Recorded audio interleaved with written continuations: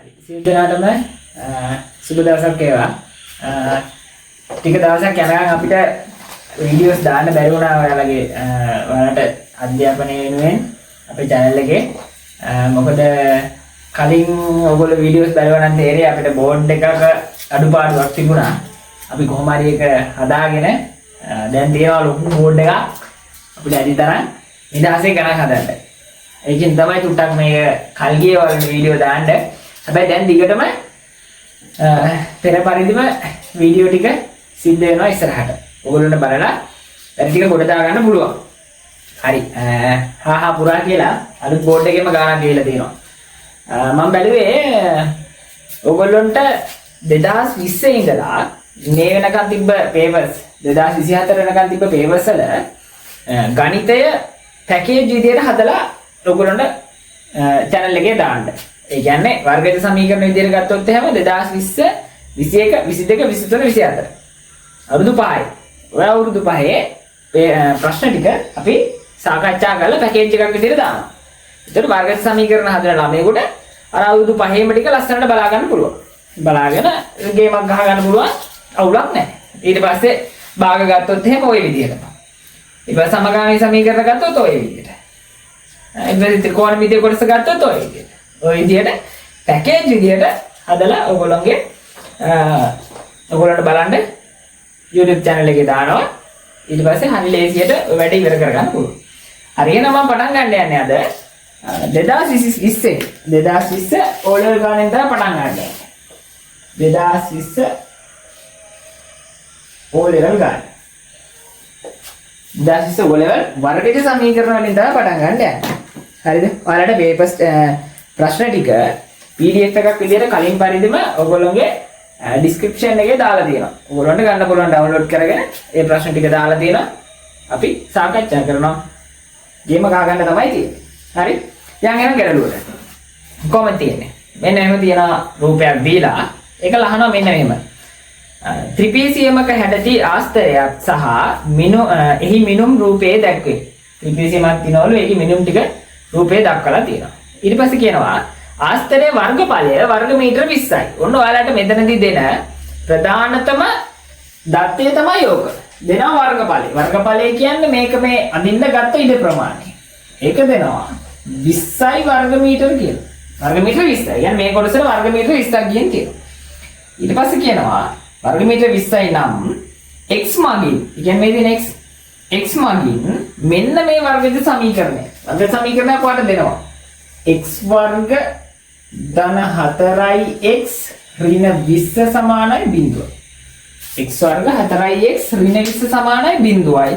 වර්ගජ සමීකරණය තෘප්ත කරන බව පෙන්වන්න. අපි දන්නා තෘප්ත කරනවා කියන්නේ මෙයා ලැබෙන බව පෙන්වන්න කියලා කියන්නේ. හරිද?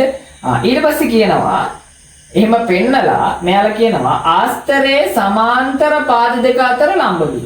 සමාන්තර පාද මේ වෙනව නේද? ඊතල දාලා තියෙන්නේ. එහෙනම් මේගොල්ලෝ තමයි සමාන්තර පාද. එයාලා අතර ලම්බ දුර මේ අංශක 90ක් තියෙනවා. ලම්බ දුර කියන්නේ මොකද x? ලම්බ දුර සොයා ඒ කියන්නේ x හොයන්නලු. අරය තෘප්ත කරලා x හොයන්නලු. සොයා එම දුර ඒ කියන්නේ මේ x කියන දුර AB දිගෙන් AB දිග කියන්නේ මෙන්න මෙයා. ඒ කියන්නේ x ධන 3. AB දිගෙන් භාගයකට වඩා අඩු බව පෙන්නන. ඒ කියන්නේ මෙයාගේ දිග හොයලා ඒක දෙකෙන් බෙදුවාම එන උත්තරයට වඩා අඩුයි කියලා පෙන්නන්නලු මෙන්න මේ x කියන කෙනා. මම හිතනවා ඔයාලට සරලව මේක පැහැදිලි වෙන්න. ඊට පස්සේ ඒගොල්ලෝ දෙනවා මෙතන අපිට පොඩි දත්තයක් වර්ගමූල 6 සමානයි 2.45යි විදිහට ගන්න කියනවා. එයාට ගාන හදාගෙන යනකොට ඔයාලට වර්ගමූල 6 ඕනි වෙනවා. ඒකට ගන්න කියනවා අන්න අරය. හරිද? ඔන්නෝම තමයි ගැටලුව දීලා තියෙන 2020. එහෙනම් අපි ගැටලුවට යමු. හිතන්න ඔයගොල්ලෝන්ට තේරෙන්න ඇති. හරිද? එහෙනම් පටන් ගමු. ඉස්සෙල්ලාම කියනවා මෙන්න මෙයා තෘප්ත කරන බව පෙන්නන්න. කියන්නේ ලැබෙන බව පෙන්නන්න කියනවා. එහෙනම් ලැබෙන බව පෙන්නන්න අපි පාවිච්චි කරන්නේ වර්ගඵලය. මොකද ඔයාලට දීලා තියෙන දත්තය තමයි වර්ගඵලය. වර්ගඵලයෙන් අරය ගන්න ඕනේ. එහෙනම් මේක ත්‍රිපිසියමක්. එහෙනම් ත්‍රිපිසියමේ වර්ගඵලය. එහෙනම් මොන්න මං ගානට යනවා.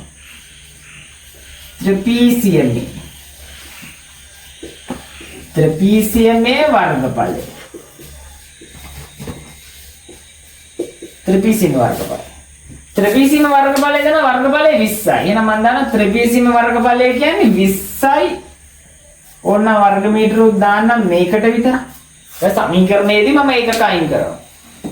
එහෙනම් ඔන්න වර්ග ත්‍රිපිසීම වර්ගඵලය 20යි. එහෙනම් ත්‍රිපිසීම වර්ගඵල වන සූත්‍රය මොකද්ද?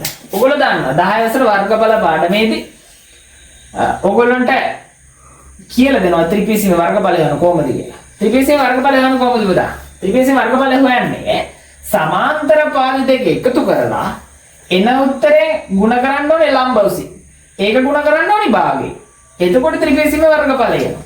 එහෙනම් සමාන්තර පාද දෙකේ එකතුව. එහෙනම් මම ගන්නවා එක පාදයක් තමයි x ධන 3. එයාට එකතු කරනවා. ඊළඟ පාදය x ධන 5. මම කෙලින්ම මෙයා ලිව්වේ. එතන එකතු කිරීමෙන්ද අපිට සරලව ලියන්න පුළුවන්. ಗುಣ කිරීම ලම්බ ඔස. ලම්බ ඔස කියන්නේ x. ಗುಣ කිරීම භාගය සමානයි කාටද 20ට.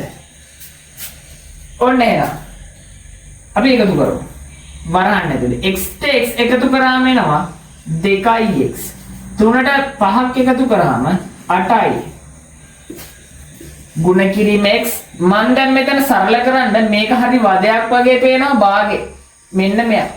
මම මෙයාව මේ පැත්තට අරන් යනවා. අයින් කරලා දාන්න. එතකොට මේ පැත්තේ මේ ටික විතරයි. ප්‍රකාශනය විතරයි.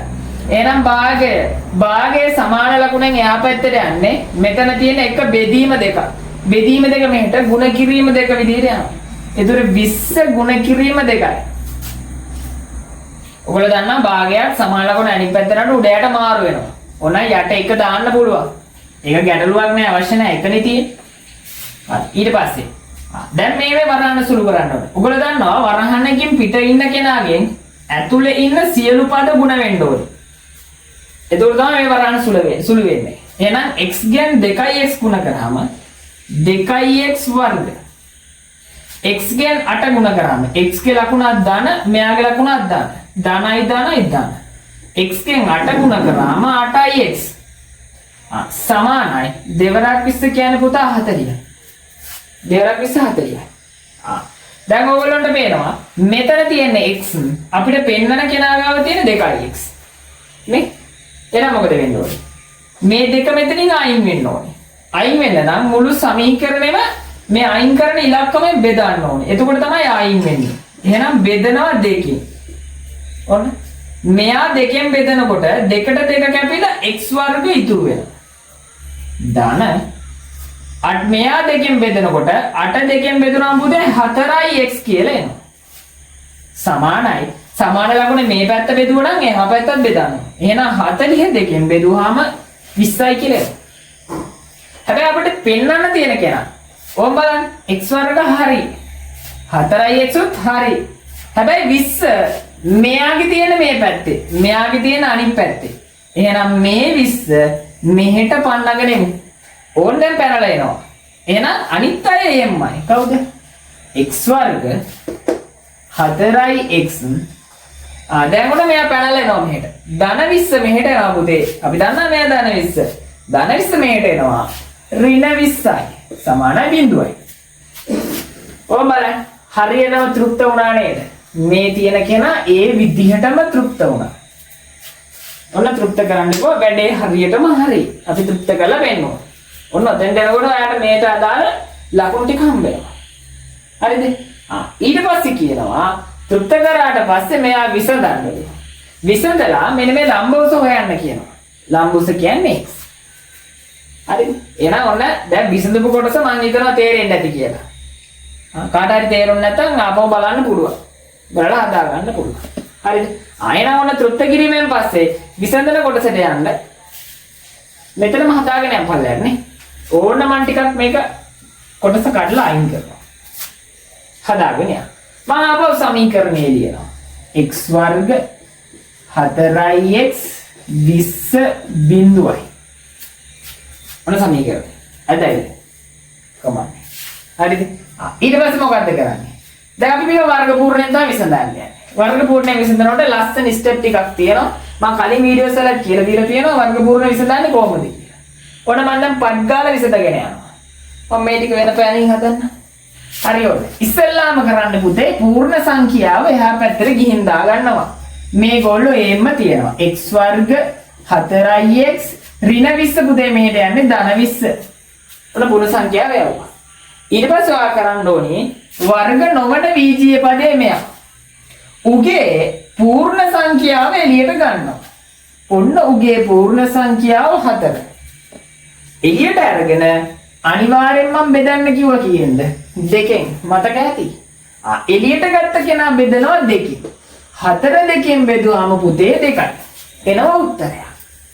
ඌව වර්ග කරන්න කිව්වා. ඒ කියන්නේ උඩින් 2ක් දාලා වර්ග කරනවා. වර්ග කරලා ඔයාලට උත්තරයක් එනවා. ඒ එන කෙනාව මම කිව්වා මේ සමීකරණයේ දෙපැත්තටම එකතු කරපන්. බබුතේ එකතු කරපන් දෙපැත්තටම මේ ඕක එකතු කරනවා රුව. මේ පැත්තත් එකතු කරනවා 2 වර්ග. ඔරම දෙපැත්තම එකතු කරා. කාට හරි තර්කයක් තියෙනවා නම් ධන 2 වර්ගට ඍණ 2 වර්ග කැපිලා ආපහු මෙයාම එනවා. අපි එහෙම බලුව සමීකරණේ කිසි වෙනසක් කරලා නැහැ. මෙතන තියෙන ධන 2 වර්ගට ඍණ 2 වර්ග මේ පැත්තෙන් කැපිලා අයින් වෙලා යනවා. හරි ප්‍රශ්නයක් නැහැ. ඔන්න එතන මෙතෙන්ට එනවා. ඔන්න ඔය කොටස හැදුවාට පස්සේ අපි දැන් මේන්න මේ තියෙන මේ පැත්තම වම් පැත්තම මොකද කරන්නේ? මේ මුළු වම් පැත්තම පොතේ පූර්ණ වර්ගයක් බවට පත් කරනවා. පූර්ණ වර්ගයක් කරන්න. ඔන්න පූර්ණ වර්ගයක් කරනවා. දැම්මා. පූර්ණ වර්ගයක් නම් වරහණක් දාලා උඩින් 2 තියෙනවා. දැන් ඔන්න මේක ඇතුළ පුරවනවා. පුරවන්නේ කොහොමද? මෙතන x 2ක් තියෙනවා. උගෙන් එකක් ඉල්ල ගන්නවා. මං කියලා දුන්නා කොහොමද කරන්නේ කියලා. 2ක් තියෙනවා එකක් ඉල්ල ගත්තා. මේකගෙන් දැන් ඔන්න මුගෙන් ඉල්ල ගත්තා. දැන් මුගෙන් ඉල්ල ගන්නවා. උගෙන් ලකුණ ඉල්ල ගන්නෙ. ලකුණ දාන. ඔන්න ඉල්ල ගත්තා. මෙයාගෙන් ඉල්ල ගන්න පුතේ මෙයාව හිතින් අයින් කරනවා. වර්ග හිතින් අයින් කරලා එන ඉතුරු උත්තරේ ඔන්න ලිව්වා. වර්ග හිතින් අයින් කරා එන උත්තරේ ලිව්වා. ඔන්න හරි. මේ පැත්ත නම් සාමාන්‍යයි 20 ධන 2 වර්ග කියන්නේ 4යි. 2 වර්ග 4යි. තව දැන් මේක සුළු කරමු. x ධන 2 වර්ග 20යි 4යි පුතේ 24යි. ඔන්න 24යි. හරි? ඔතෙන්ට ආවා. දැන් ඉදිරි කොටස. දැන් මොකද වෙන්නේ? දැන් ඉතින් අපිට ඕනේ x ලාගේනේ මේ කොටස ඔක්කොම අයින් කරන්න ඕනේ. අයින් කරන්න ඔයා කරන්නේ ඉස්සෙල්ලාම මේ වර්ගය එහා පැත්තට යනවා. වර්ගය අයින් කරන්න ඕනේ. මේක හරි කරදරයි. පුතේ වර්ගයක් සමාන ලකුණෙන් අනිත් පැත්තට යන්නේ ඕගොල්ලෝ දන්නවා වර්ගමූලයක් කරා. එහෙනම් ඔන්න. මෙතෙන්ට යනවා. දැන් වරහන ඕනේ නැහැ. මොකද මම මෙයා මේ පැත්තට අරන් යනවා. එතකොට x ධන 2 වර්ගමූල 24. ඔහම දානකොට ඕගොල්ලෝ දන්නවා වර්ගමූලයට ධන සහ ඍණ කියන දෙකම තියෙනවා. ධන සහ ඍණ දෙකම තියෙනවා. හරිද? ඔන්න දැන් තා. දැන් යන් එහා පැත්තට. ඕම් මම මෙතනත් පොඩි කඩා ගන්නම්. ඔන්න මම මෙතෙන්ට ගන්නවා. ඔන්න මේ කතාව මම මෙතෙන්ට ගන්නවා. හරි. කොහොමද එන්නේ? දැන් ඔන්න මෙතෙන්ට ආවම x ධන 2 ධන හෝ ඍණ වර්ගමූල 24යි. අවුලක් තියෙනවා. මොකක්ද අවුල? අපිට දුන්නේ 6 තියෙන්නේ 24. අවුලක් තියෙනවා. මොකද කරන්නේ? දැන් මේකේ 6ක් නැහැනේ. මෙතන 6 තිබුණාට මෙතන 6 නැහැ. එහෙනම් මේකෙන් 6 හදා ගන්න ඕනේ. නැති උන් අපි හදා ගන්න. කොහොම හරි හදන්නේ මේ. එහෙනම් මේ 24න් 6 හදන්න ඕනේ. කොහොමද 24න් 6 හදන්නේ? ඕගොල්ලෝ දන්නවා පුතේ 6 වරක් චක්‍රේ 24 හැදෙන්නේ 6 වරක් 4. ආන පොයින්ට් එක 6 වරක් 4. ඕගොල්ලෝ 4 වර්ගමූලය දන්න 2යි කියලා. 6 දීලා තියෙනවා. එහෙනම් අන්න ඔය විදිහට හදනවා. ඔන්න මම යන්නම් ගන්නට. මෙයා මෙතෙන්ට ගියාම ඔන්න මම 24 දැන් කොටස් දෙකකට කඩනවා. එහෙනම් මෙතන x ධන 2 සමානයි වර්ගමූල 6 වරක් 4. නැත්නම් තව ටිකක් වාඩි තේරෙන්න මම 4 මුලට ගන්නවා. මේ ගානේ ඉන්න. 4 වරක් 6. 6 වරක් 4ත් එක්ක තමයි. ධන හෝ ඍණ නම් අමතක කරන්න නම් එපා. හරි. ඔන්න දැන් මම ඊළඟ පියවරට යනවා x ධන 2යි. පුතේ මේ වර්ගමූලය මේ ලොකු වර්ගමූලය මුන් දෙන්නටම අයිති. එහෙනම් මම වෙනම කඩනවා. එහෙනම් ඔන්න 4 ඔන්න 6 වර්ගමූල 4ට වෙනම 6ට වෙනම. මෙයා ධන හෝ ඍණ මං ගන්නවා. එහෙනම් ඔන්න ඊළඟ එකට යනවා x ධන 2 සමානයි ධන හෝ ඍණ 4 වර්ගමූලය. ඔයගොල්ලෝ 4 වර්ගමූලය 2යි කියලා දන්නවා. ධන හෝ ඍණ ඉන්නවා. ගුණ කිරීම. වර්ගමූල 6 උත්තරේ වාට දැන් දීලා තියෙනවා. 6 උත්තරේ කීයද? 2.45යි. ඕන කතාව. අතව සුළු කරමු. x ධන 2 සමානයි 2කින් ගුණ කරමු. ධන හෝ ඍණ දෙවරක් 5 10න් බිඳුව 1ක් ඉතිරි. දෙවරක් 4 8යි 1යි 9යි. දශම තිත දෙවරක් 2 4යි. 4.9 බිඳුවක් කියලා. හරි. දැන් එහෙනම් ධන සහ ඍණ කියලා ප්‍රධාන කොටස් දෙකක් තියෙනවා. අපි දැනට මේකේ දෙකම හදමු. අපිට ඉස්සරහට යනකොට දෙකම ඕනේ නැහැ. හරි? ඕනේ නැහැ කියන්නේ අපි සාමාන්‍යයෙන් ගන්නෙ. මොකට විතරද අපිලින් ගන්න. ඔන්න ධන පැත්තට මම යනවා x ධන 2 සමානයි ධන 4.9.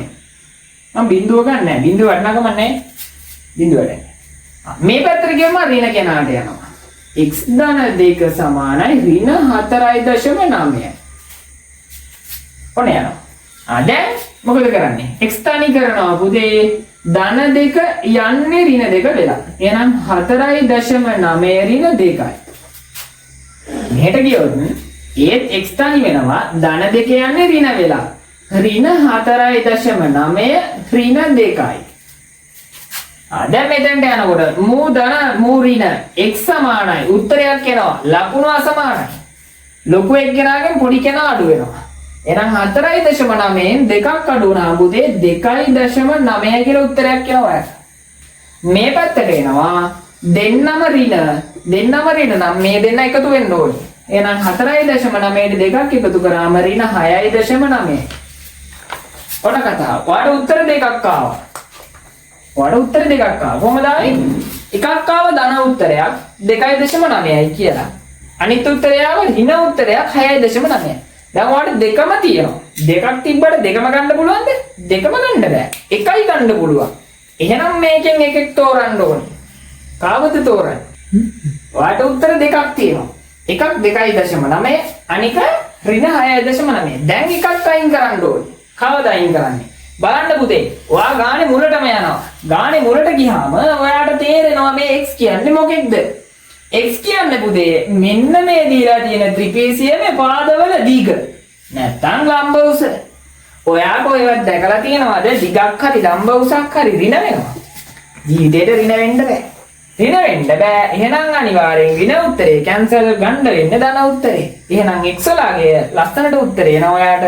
මම දානවා එම නිසා x සමානයි. ඕන හේතුව ලියලෙමුද? හේතුව ලියමු. එතකොට තවත් පැහැදිලිනේ.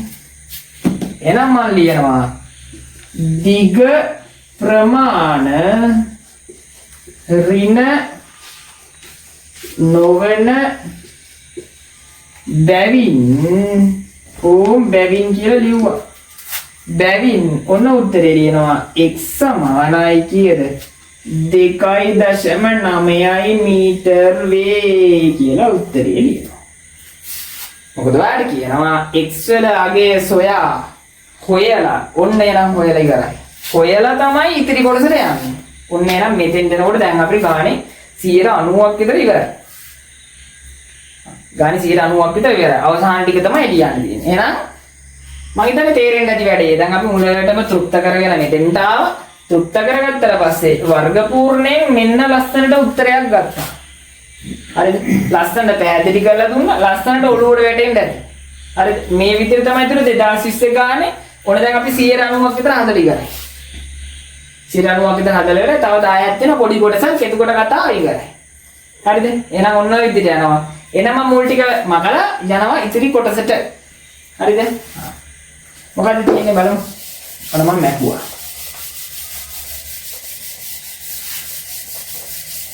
හරියට ගාන හදන්න ඕනේ. වර්ගිත සමීකරණයක් කියන්නේ පුතා බහුතර ළමයි වැඩිපුර ලකුණු ගන්න කොටසක්.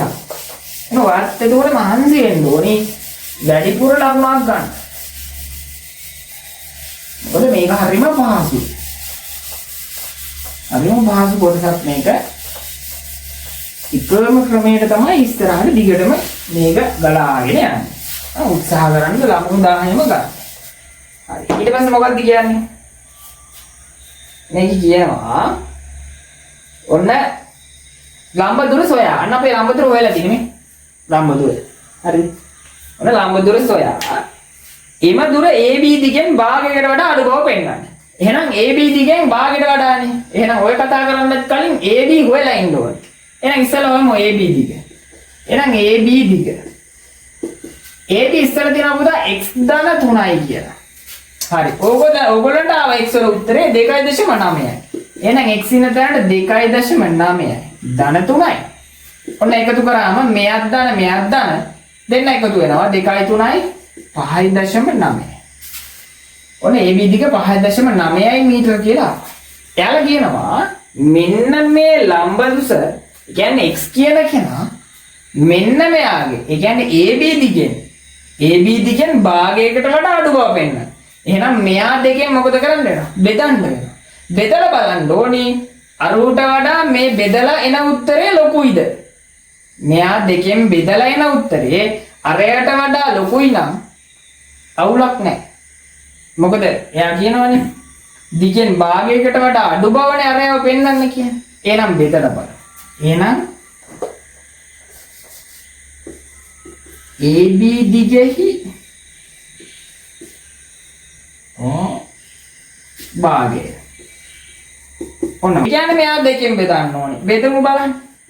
5.9 බෙදීම 2යි. මම මේ උත්තරේ ලියනවා. 5ට දෙවරක් 2 4යි. දශම දෙක තිබ්බ එකක් ඉතුරුයි. 19ට දෙවරක් 9 18යි.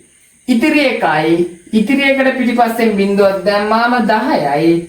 10ට දෙවරක් කීයද? 5යි. එනවන්න උත්තරයක් ආවා ලස්සනට මීටර 2.95යි. ඔන්න දැන් ළඟ යනවා. ඔන්න ළඟ යනවා. මොකද x කියන කෙනා 2.9යි. ඕගොල්ලෝ දන්නවා 2.9යි කියන්නේ පිටිපස්සට බිංදුවක් දාන්න පුළුවන් අවුලක් නැහැ. මොකද මේක අගයන් වෙනස් වෙන්නේ නැහැ. මේවා දශම ස්ථානයේ ඉඳන්. ඔන්න වාට දාන්න පුළුවන් 2.9යි ආතල්ලයකට තව බිංදුව ඕන තරම් දාන්න පුළුවන් වෙනසක් වෙන්නේ නැහැ. හරිද? එහෙනම් දැන් ඔයාලට මෙයයි බලන්නකො. මොකද්ද සීන් එක? මූට ආවේ 2.9 බිංදුවයි මූට එන පුතේ 2.9යි 5යි. එහෙනම් මොකද්ද කියන්නේ? අරයට වඩා මෙයා ලොකුයි කියලා පෙන්නන්නේ නේද කියන්නේ? හරියටම හරි 5.9 දෙකෙන් බෙදුවාම එනවා 2.9යි 5ක්. දශම බිංදුවයි 5කින් අරයට වඩා මෙයා ලොකුයි. එහෙනම් ඔන්න කතාව හරියටම හරි. මොකද්ද සිද්ධිය? මම ලියනවා 2.9යි 5 ලොකුයි අංගරුට වඩා 2.9 වේ උට වඩා මූල ලොකුයි කියලා පෙන්වන්න තියෙන්නේ. ඕම් පෙන්නුවා. ඔන්න ඇයි. ඕන තවත් ලියන්න. x යාගේ නේද ඔයාලට කියන්නේ. ලම්බ දුර සොයා එම දුර AB දිගෙන් භාගයට වඩා අඩු බව පෙන්වන්න කියලානේ කියන්නේ. එහෙනම් තවත් උත්තරේ මම ඕනනම් සංකේතාත්මකව පැහැදිලි කරන්නම් කියන්නේ. කොහොමද? AB දෙකෙන් බෙදුවට පස්සේ ලොකුයි කාට වඩාද? x ට වඩා. AB දිගෙන් භාගයට වඩා වැඩි භාගයට වඩා x කියන කෙනා අඩුයි කියලා තමයි පෙන්නලා තියෙන්නේ. ඒ කියන්නේ AB දිගෙන් භාගය x ට වඩා ලොකුයි. ඔන්න එහෙනම් ওই විදිහට තමයි ගැටලුව පෙන්නන්න තියෙන්නේ 2020 ඕ ලෙවල් ගන්න. එහෙනම් ලස්සනට හදවුව වැඩේ මම හිතන්නේ ලස්සනට තේරෙන්නත් ඇති උගන්නපු ටික මේ ටිකත් ඊටාම සරල මම එකයි කිව්වා අතෙන් යනකොට 190ක් වෙරයි මෙතන චූටි කොටසක් තිබුණේ පොඩි ගණිත කර්ම ටිකක් දාලා ජිල් පිට ටිකක් දාලා සුළු කරලා ගන්න තිබුණේ. එහෙනම් ওই විදිහට හදුවා නම් වාට ලස්සනට ලකුණු 10ම ගන්න පුළුවන්. හරිද? එහෙනම් උත්සාහ කරන්න ඕනේ 2020 ගාන තනියෙන් හදලා බලන්න කොහේදී වැරදුනාද කියලා. මෙන්න තියෙන අපේ සාකච්ඡා කිරීම. බලන්න ඔයාලට කොතනද වැරදුනේ කොතනද අවුලක් ගියේ ඒකලා හදාගන්න ලකුණු 10 කොහොමද ගන්න. හරිද? එහෙනම් ඊළඟ කොටසෙන් අපි යනවා. ඔන්න දැන් අපි 2020 ඉවර කරලා තියෙන්නේ. එහෙනම් ඊළඟට ලස්සනට පැනලා යනවා 2021ට. එහෙනම් ඊළඟ වීඩියෝ එකේ 2021 කොටසෙන් අපි හමු වෙමු වර්ග සමීකරණ පළවෙනි අවුරුද්දේ ඔන්න කතාව එතනින් අවසන් වෙනවා. එහෙනම් සියලු දෙනාටම සුබ දවසක් වේවා.